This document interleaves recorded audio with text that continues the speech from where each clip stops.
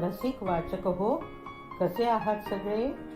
मला खात्री आहे आपण सर्व मजेत असाल, मस्त असाल, वाचनाचा आनंद घेत असाल.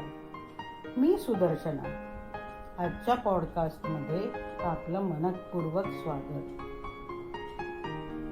वाचू आनंदे जगू स्वानंदे या पॉडकास्टमध्ये दुसऱ्या रविवारी एका नवीन कादंबरीचा परिचय करून घेण्याचा दिवस असतो. चला तर मग जाणून घेऊया आजची कादंबरी कुठली आहे.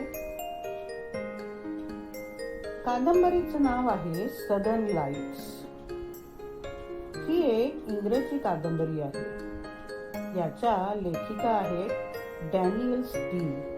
या अमेरिकन लेखिका प्रेमकथा आणि कादंबऱ्या लिहिण्यासाठी खूप परिचित आणि नावाजलेल्या आहेत.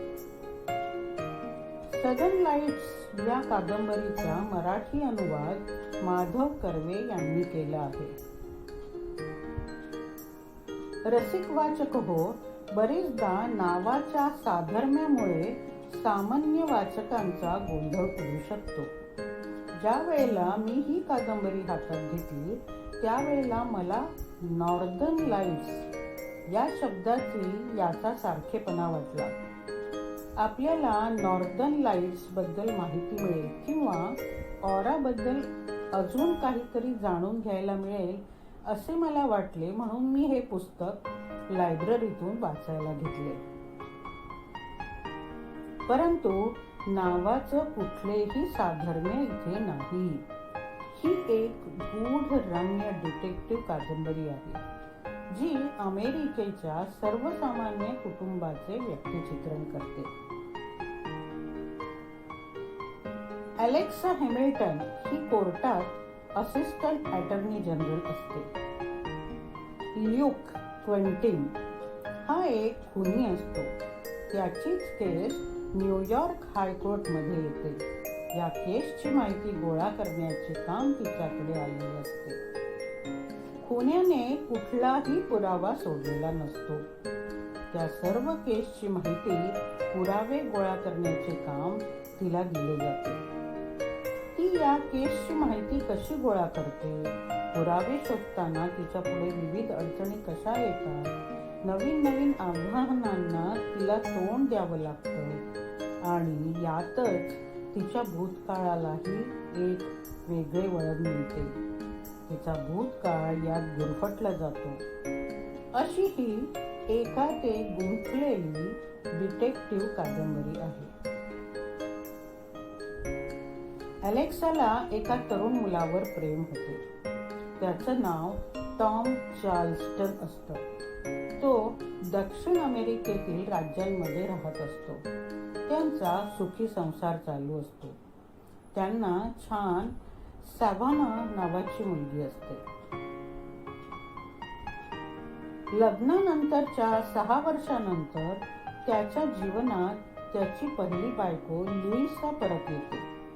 ती त्याला गळ घालते की तुझ्यासोबत घटस्फोट घेऊन मी खूप मोठी चूक केली आहे.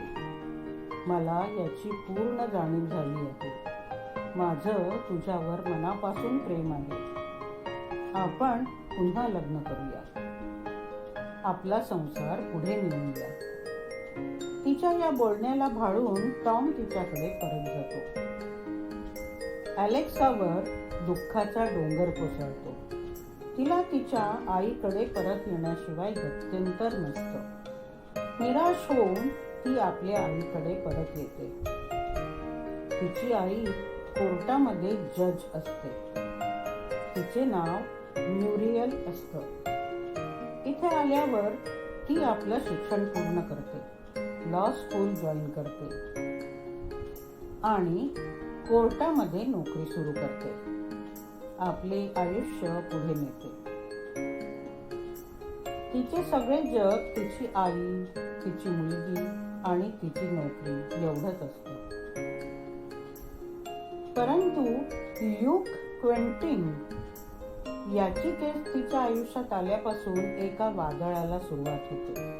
ती आपल्या 2 सहकार्यांच्या जॅक आणि जोन्स यांच्या मदतीने पुरावे शोधत असताना तिच्या असे लक्षात येते की ही केस साधी नाही. त्याचा संबंध दूरपर्यंत पोहोचलेला आहे. हा कोणी मानसिक रुग्ण असू शकतो किंवा थंड डोक्याने विचार करून तरुणींवर बलात्कार करून त्यांचा उपयोग करून बेदरकारपणे त्यांना मारून टाकतो. या मुलींबद्दल माहिती काढायला सुरुवात केल्यानंतर त्यांच्या असं लक्षात येतं की या सर्व मुली सुंदर, सुशिक्षित, चांगल्या घराण्यातल्या असतात. या केसमध्ये रक्ताचा सॅम्पल एवढाच एक पुरावा चुकून त्यांच्या हाती लागलेला असतो. त्याप्रमाणे ते शोध घेत असताना इतर राज्यातही त्याच्याबद्दल सगळी माहिती पोहोचवतात. तेव्हा असं लक्षात येतं की त्याही राज्यांमध्ये अशाच तरुणींच्या याच प्रकारे हत्या केलेली आहे. त्याकरता सतत प्रवास करणे, त्या लोकांना भेटणे, त्यांच्याकडून माहिती घेणे, पुरावे गोळा करणे हेच अलेक्साचे आयुष्य होऊन बसते. त्याचा तिला भरपूर ताणही असतो. तिला आपल्या मुलीकडे लक्ष द्यायला वेळ मिळत नाही. घरी रात्री उशिरा येणे हे नित्याचेच होऊन गेलेले असते. त्यामुळे सॅव्हाना एकटी पडलेली असते. याची जाणीव तिला होते. दोघेही एकमेकींना समजून घेण्याचा प्रयत्न करीत आयुष्य जगत असतात. सॅव्हानाचे शाळेतले शेवटचे वर्ष असते. मधल्या 6 महिन्यात बरेचसे पुरावे हाती लागल्याने केस बरीच पुढे गेलेली असते. केसमध्ये प्रगती झालेली असते. आता याची जुळवाजुळव करून एक भक्कम पुरावा तिला तयार करायचा असतो. त्यासाठी ती रात्री जागून ऑफिसमध्ये काम करत असते. आपल्या आईचा सल्ला घेत असते. याची भनक पुण्याला लागते. तो तुरुंगातून आपल्या वकिलाच्या मदतीने तिला त्रास देण्यासाठी वेगवेगळे उद्योग सुरू करतो. एका रात्री घरी कुणीही नसताना त्यांच्या घरी झाड पडल्यासारखे सगळे घर अस्ताव्यस्त झालेले असते. प्रत्येक कागदपत्र उलटून पाहिले गेले असतात. घरातील सर्व सामान सगळीकडे विखुरलेले असते आणि जाताना एक नोट सोडली असते. माझ्या मागे लागू नको, पश्चाताप होईल. तिला याचा खूप ताण येतो. ती याची माहिती आपल्या डिपार्टमेंटला कळवते. त्यानंतर तिला एक सिक्युरिटी गार्ड घराच्या बाहेर 24 तास देण्यात येतो. तरी पण ती मनातून बरीच धास्तावलेली असते. आता तर पुण्याची सर्व माहिती हातात आली असते. त्याने एकाच पद्धतीने 18 तरुणींना मारले असते. इतका निर्घृण हत्यारा जर जगाच्या पाठीवर मोकळा सुटला तर त्याचे काय गंभीर परिणाम होतील याची जाणीव तिला आणि तिच्या डिपार्टमेंटला होते. ते कसून याच्या पुराव्यांची तपासणी आणि त्याचा पाठपुरा करायला लागतात. त्यांना कसंही करून या खुन्याला जन्मठेप किंवा फाशी हीच शिक्षा व्हावी अशी खात्री पटते. एक दिवस रात्री घरी गेलेली असताना त्यांच्या दाराखालून कोणीतरी एक निनावी लिफाफा टाकलेला असतो. घरी गेल्यानंतर तो लिफाफा ती उघडून बघते. त्यात सॅव्हानाचा फोटो आणि एक पत्र असतं. मला पूर्ण माहित आहे की तुला एक सुंदर तरुण मुलगी आहे. ती शाळेच्या शेवटच्या वर्षाला आहे. सध्या ती बाहेर पिकनिकला गेली आहे. हे वाक्य ऐकल्यावर ती वरपासून खालपर्यंत थरथरते. एका अनामिक भीतीने तिचे काळी चर्र होते. तिला ती रात्र खूप मोठी आणि भयानक वाटायला लागते. ती मध्यरात्री आपल्या मुलीला फोन करून विचारते, तू कुठे आहेस सॅव्हाना? सॅव्हानाला खूप आश्चर्य वाटते. ती सुरक्षित असल्याची खात्री झाल्यावर ती एक सुटकेचा निश्वास सोडते. सकाळी उठल्या उठल्या ती आपल्या आईला फोन करते आणि तुझी भेट तातडीने घ्यायची आहे असं सांगते. आईला सर्व माहिती देते आणि पत्र दाखवते. आई म्हणते, मला थोडा विचार करायला वेळ दे. आपण लंच ब्रेक मध्ये भेटूया. ते पत्र तू कोर्टात जमा कर, याचा तुला उपयोग होईल, असं सांगून दोघीही आपापल्या कामाला निघून जातात. लंच ब्रेक मध्ये तिची आई तिला एक उपाय सुचवते. तो ऐकून ती चाट पडते. तिची आई तिला समजवण्याचा प्रयत्न करते की सध्या हाच सोपी, सोयीस्कर आणि सुरक्षित मार्ग आहे. तू यावर विचार करायला हवा असं मला वाटतं. घरी आल्यावर ती विचार करीत असते. सॅव्हानाला सर्व परिस्थिती समजावून सांगते.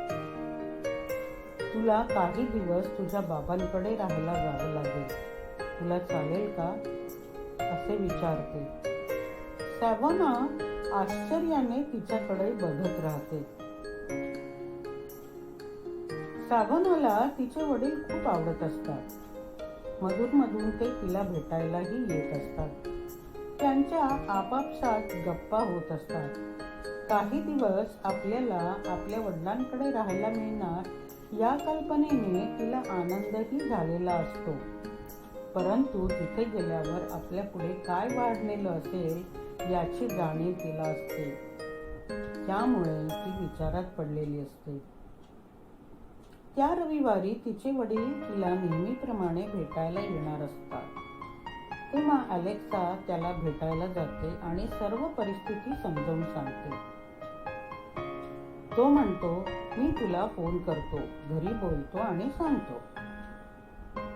तो काही दिवसांनी तिला फोन करून सांगतो, सॅव्हाना घरी आलेली त्याला चालणार आहे. अलेक्सा थोडी शांत होते. सॅव्हानाला तिथे पाठवण्यासाठी तयारीला लागते. जाण्याचा दिवस येतो. तिचे वडील टॉम तिला घ्यायला येतात आणि दोघेही आनंदाने प्रवासाला निघून जातात. आता अलेक्सा समोर एकच ध्येय उरते, पुण्याला कडक शिक्षा देण्याचं. टॉम हा दक्षिण अमेरिकेतील 4 टर्मिन शहरातील खूप मोठं प्रस्थ असतं, असं सॅव्हानाच्या लक्षात येतं. आल्यानंतर तिचे वडील तिची घरी राहण्याची योग्य व्यवस्था करून देतात. आपण एका खूप श्रीमंत व्यक्तीच्या घरी राहायला आलो आहोत याची जाणीव तिला क्षणाक्षणाला होते. ते तिची एका शाळेमध्ये ऍडमिशन करून देतात. तिला एक सेकंड हँड गाडी देतात. शाळेत जायला 2-4 दिवस असताना तेव्हा पूर्ण दक्षिण अमेरिकेतील फिरवून सर्व प्रेक्षणीय स्थळे दाखवतात.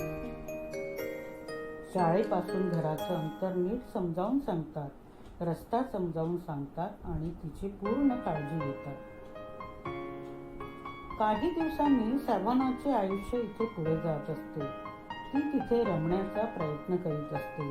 वेळ पुढे जात असते. हळूहळू तिची लहान सावत्र बहीण डीजे तिच्याशी तिची मैत्री होते आणि त्या दोघी मोकळ्या मैत्रिणींसारख्या राहू लागतात.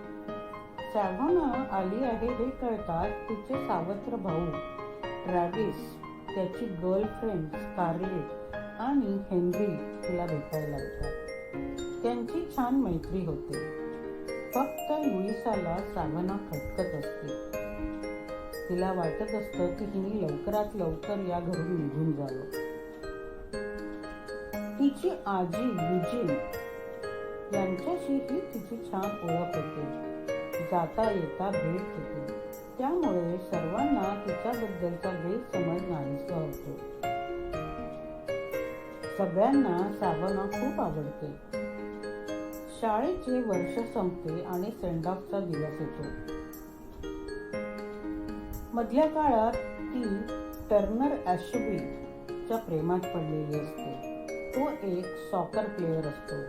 त्याचे वडील त्या स्टेटमध्ये ऑइल रिंग्सचे मालक असतात.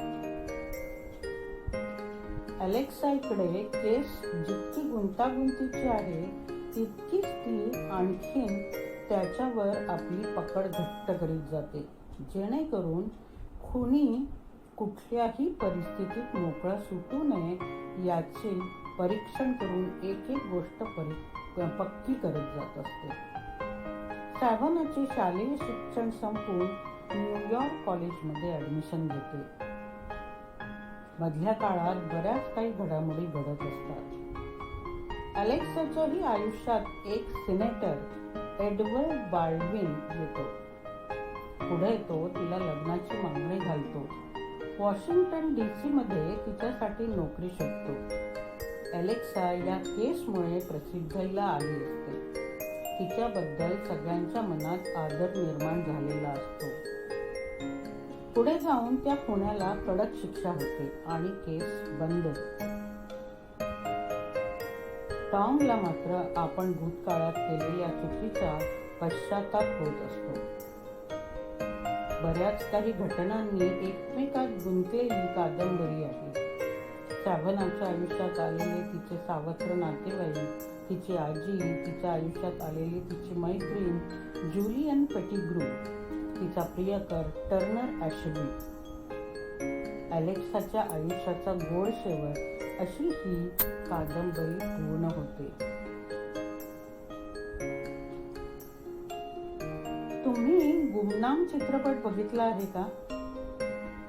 असाच तो थरारक चित्रपट होता. आमच्या बालपणी आम्हाला बघताना खूप घाबरायला होत असे. त्याच्यामध्ये एक टायटल सॉन्ग होतं, गुमनाम है कोई बदनाम है कोई किसी को खबर कौन है वो अनजान है कोई. हे गाणं सुरू झालं की घाबरायला व्हायचं.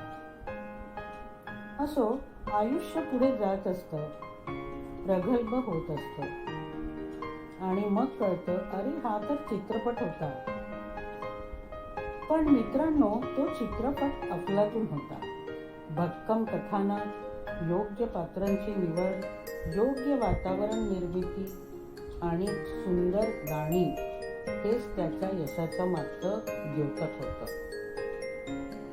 आजचा पॉडकास्ट तुम्हाला कसा वाटला ते मला नक्की कळवा. तुमच्या प्रतिक्रिया ऐकायला मला नक्कीच आवडते. बरं या मंडळी, भेटूया पुढच्या पॉडकास्टमध्ये महिन्याच्या दुसऱ्या रविवारी.